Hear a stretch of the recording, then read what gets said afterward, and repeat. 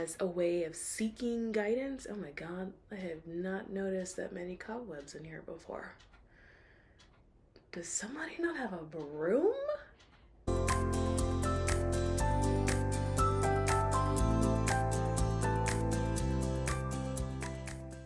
Welcome back to this channel. It's your resident internet psychic medium and spiritual advisor, Mr. Crane, and today I actually have a message for you.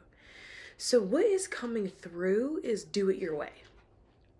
Just do it your way. And this is specifically for people that are seeking spirituality as a way of finding some kind of validation or confirmation that the way you want to do it is in fact the right way, and that it's going to get you to where you're trying to go.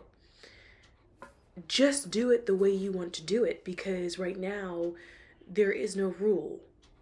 We are in a really weird moment in spirituality where it's like old school versus new school, and like the older generation versus the newer generation. And because of that, the teachings are changing and the lessons are changing, and the spiritual concepts as a whole are changing. And so if you're trying to find an answer through spirituality, and this is particularly if you feel like you're feeling confused because there are maybe like conflicting advice. So maybe you try to Google something and one page says this and another page says that, or you're trying to like read it in a book, but one book says this and one book says that. It's because there is a sort of baton handoff right now happening in spirituality, where the spiritual teachers that people are used to seeing are now about to retire. And then there's this large group of like younger spiritual teachers who are coming in with like that new school way of teaching and like the new school way of being and like the new ideology. And so there is a shift that's happening right now. And because we're shifting, there's a crossover. And like an example where you can see that would be with like the concept of archangels. Like 10 years ago, 8 years ago, the idea of like an archangel was like a big deal. You're Raphael, you're Metatron, you're Michael. It was a big deal, whereas it's actually dropping in popularity right now. And it has a different demographic. Younger people, or people that are entering the spiritual teaching world regardless of their age, but if they're entering it now, they are coming across younger spiritual teachers that have a more evolved way of spiritual teaching. And when I say evolved, I don't necessarily mean that the teachings from the older generation wasn't evolved. I mean the way the collective consciousness views certain concepts have evolved as a whole, as an entirety, like everybody. And so those new evolved ways of doing things that's coming out of the collective consciousness is now what's being taught. And so if you're like, what do? I don't know what to do. Do it the way you want to do it, because as a whole, on a macro level, there is like this reshuffling that's happening. And on a macro level, there is this energy of us all trying to figure it out as one group sort of phases out, right? And the new group of people sort of phase their way in. And as all the new people phase their way in, what you're going to see naturally are new things that are now published, right? So you're going to see new articles that are published on the internet, and it'll have a fresh way of explaining spiritual concepts and how things work. You'll see fresh books from spiritual teachers that are a part of the new movement, right? The younger movement, maybe I should say it that way. And eventually what's going to happen is that all of that stuff will be out. It'll be on the shelves, it'll be on the internet, you'll be able to consume it. But those people are currently in the process of creating those items, creating that literature, creating that class, they're in the process of creating all of these spiritual things. And so there right now is at this sort of, it's not a confusion period, but it's definitely the school got assigned new textbooks kind of energy, right? And as we are phasing out one set of textbooks to phase in the new set of textbooks, right, metaphorically speaking, you may have some confusion because you're trying to figure out which one is the right way and which one is the wrong way. There is no right way and there is no wrong way. There just is a new way of doing things. And as we decide what that new way is, and we as a collective consciousness, as we settle on that, then it'll sort of crystallize itself, and then that'll be the new form of teaching for however many years prior to there being a new wave, right? And then I'll be much older at that time. So, so if you were in a place where you're like, well, how do I do something? You do it the way you want to do it. Now, how does that extend to you, like on a spiritual kind of way? Do whatever it is the way you wanted to do it, right? So for example, if you wanted to start your own business, if there's a way that you want to run your own household, if you have a kind of hobby, but you had your own unique way of wanting to execute that, you allow yourself to be in your unique space and doing things in your own unique way, because that is something that's happening in the collective at the moment. Everything is being reshifted.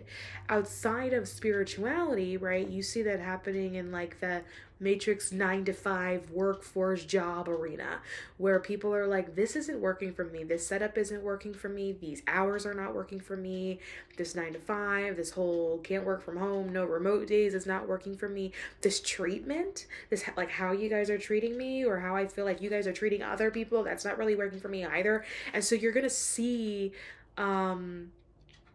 just a shifting from one paradigm, the old paradigm, to the new paradigm. And as we, as a collective consciousness, we get rid of all of that dust, right? It is going to bring forth clarity. But prior to the clarity coming, there's going to be this little blip in the middle where it feels empty or like void of information. And that's because one form of information is leaving while another new form of information actually comes in.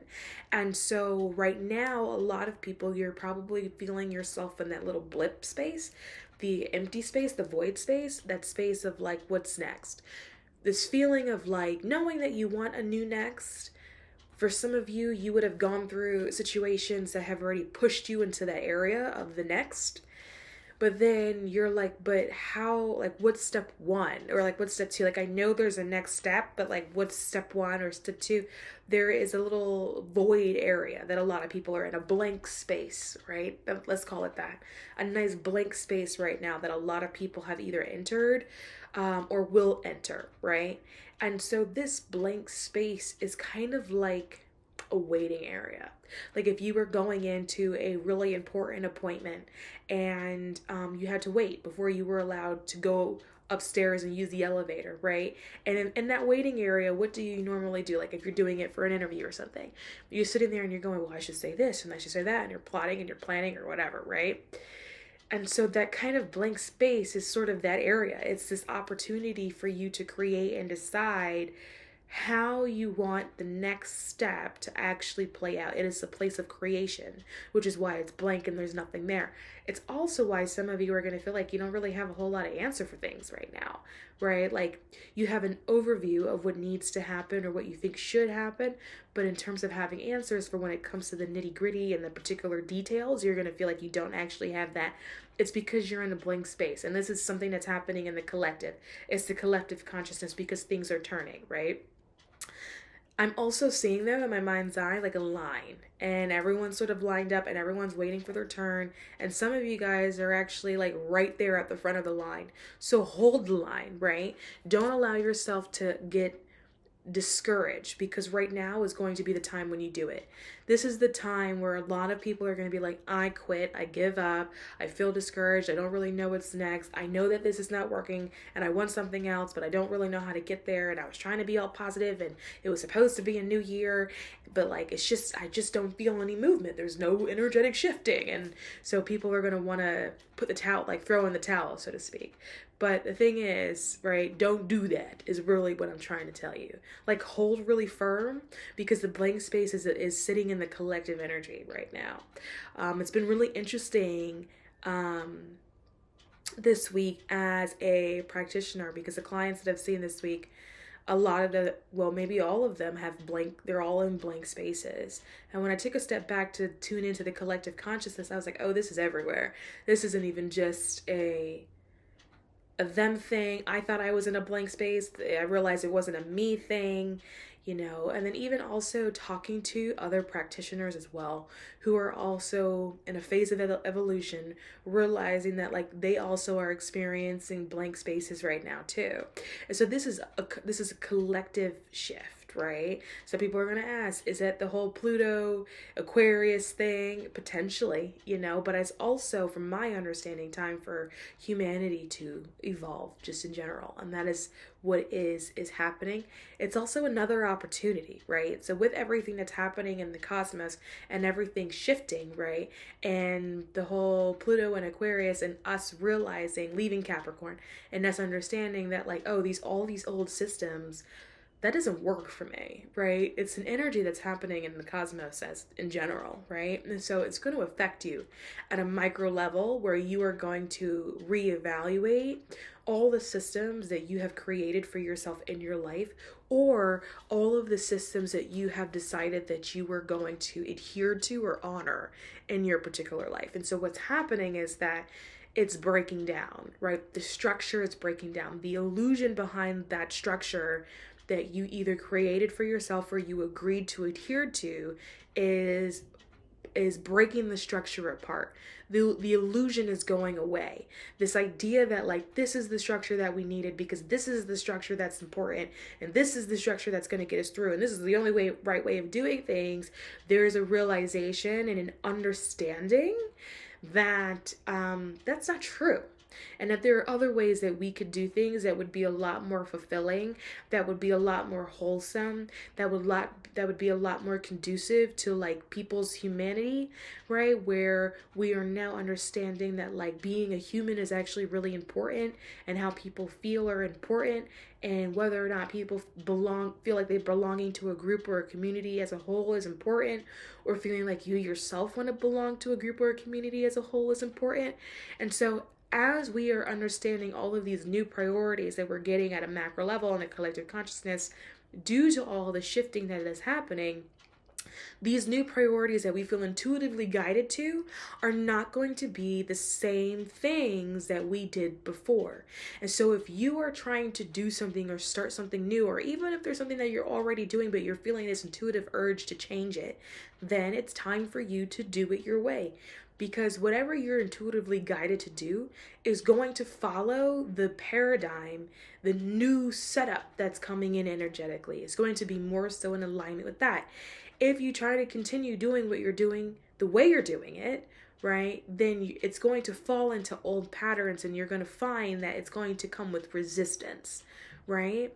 And so if you're feeling this an intuitive nudge to alter how you're doing things, then allow yourself to alter how you're doing things. It'll be fun, maybe. For those of you that feel like you are losing things, remind yourself of what you have. That's really important right now. As we're going through this, as we're shifting, remind yourself of all of the things that is currently in your life, and allow yourself to change your perspective. Altering your perspective is going to be really important for this next phase that we're going into, because your current perspective is wired and it's tied to the old cosmic energy, that Saturnian energy, the energy of restriction, right? It's going to be tied to that. And so because of that, a lot of our perceptions can be very limiting, right? And so start challenging your perceptions of what's happening in your life, or even events that you're observing, because what you're going to notice is that some of those perceptions aren't right. And if you want to live a life that's allowing you to expand, then you have to allow yourself to also release the perceptions of you, that you hold, that are limited. A lot of times people think that it stops at just like self-limiting beliefs, but even our perspectives are limiting, our prejudgments of things are limiting. And so allow yourself to question these things. An example of this would be a roadblock. A lot of us see roadblocks as being bad things, as stopping us, as hindering us, as getting in the way of limiting us, of being something that is a direct attack to us. I cannot believe I've come across this roadblock. How dare it stop me, right?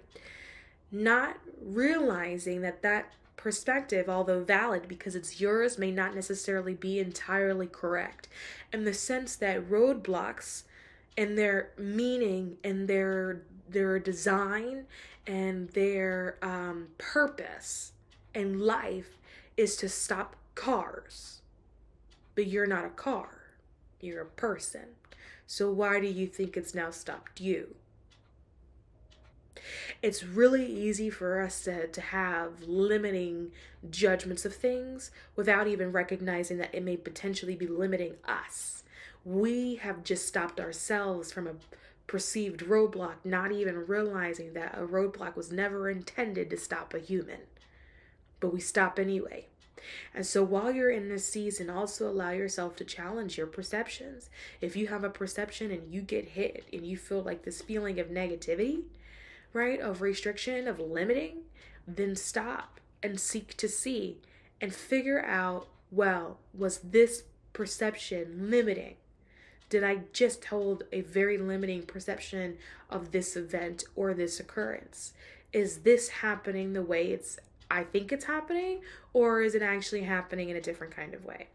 I also know someone, and this is also recent, this happened this week. Someone was really frustrated because they were trying to get like a statement of account off the internet, right? From one of their accounts. And this particular person that I know, they're not from the US, right? So they have like accounts in different countries or whatever. Anyway, that's not the point of the story. The point of the story was that they were trying to get a statement of their account, and they had got really frustrated because the computer wouldn't allow them to print or make a PDF. And so they were frustrated, saying that the reason why they couldn't do it was because they were out of the country and it was like a security feature or something like that. And so it wouldn't work. And so they took that as a slight against them. I can't believe this. Things aren't working for me. This is stopping me. This is limiting. I really need this. And I just feel like now I got to jump through all these hoops to get it. I can't believe this. This is such a problem, right? And I was like, but it's not a problem. I actually disagree with that statement, which of course pissed them off that I said that, right? And then they were like, well, what do you mean that this is not a problem? This is happening to me. How dare you say it's not a problem? And I was like, okay, so you're telling me that as part of your security features that some of your systems don't allow you to access things out of the country. Okay. And you're trying to get a financial statement of account. Okay. So it sounds like to me that it's a system that's set up to prevent fraudsters and scammers from accessing people's accounts when they're not in the country, correct? Well, if that's the case, then that's telling me that the system acted exactly as it's designed to do, which is protect you. It is up to you to let them know, right, that you are in fact out of the country and you're going to need some additional assistance. But the system did what it was originally designed to do, which was to protect you. So what's the problem? The problem is that you interpreted something that wasn't a problem. You interpreted a system and a structure that actually worked perfectly and worked in the way that it was designed to work. And then you interpreted that as being an interruption when nothing was interrupted. It actually all worked seamlessly. But you internalized the process and made it a problem. But was it a problem? So, just handing out little nuggets here and there. Do what you want with them. I don't care. And, for those of you in Atlanta, Sunday, I will be hosting a candle magic class. We will be using new moon energy. I'm really excited about it. And I will teach you all things about candle magic. We will be creating our own. It's a hands-on class. So you will be designing your own candle. You will leave with your own candle to light during the new moon. And it will be held at the Phoenix and Dragon, which is, to be quite honest, all my in-person stuff is going to be at the Phoenix and Dragon, unless I leave the Phoenix and Dragon on account of the fact that it's part of the contract. Can't really do it anywhere else. Not in such and such amount of radius from Atlanta anyway, from the shop. But so we're going to be at the Phoenix and Dragon, and it's going to be this Sunday, which is January 28th. And then I will be having the Divine Feminine Collective meeting for the first time February 6th, again at Phoenix and Dragon in Atlanta, which is a women's circle. We are creating a community of divine feminines where we can support each other and nurture each other and watch each other grow and become powerful women. And I'm really excited about it. So if that's something you're interested in, that'll be February 6th. I will put the links to these things, by the way, in the description box below if you're interested. And then, of course, do not forget about the tarot class. That's also happening. That'll be February 17th. So if you're interested in that, then that will be available as well. Of course, we still have our spiritual advisory sessions that are available as well. So with that, I'm going to wrap up and end the video here. As always, if you like what you see, please subscribe to this channel. And if we don't meet again, I'll see you next lifetime.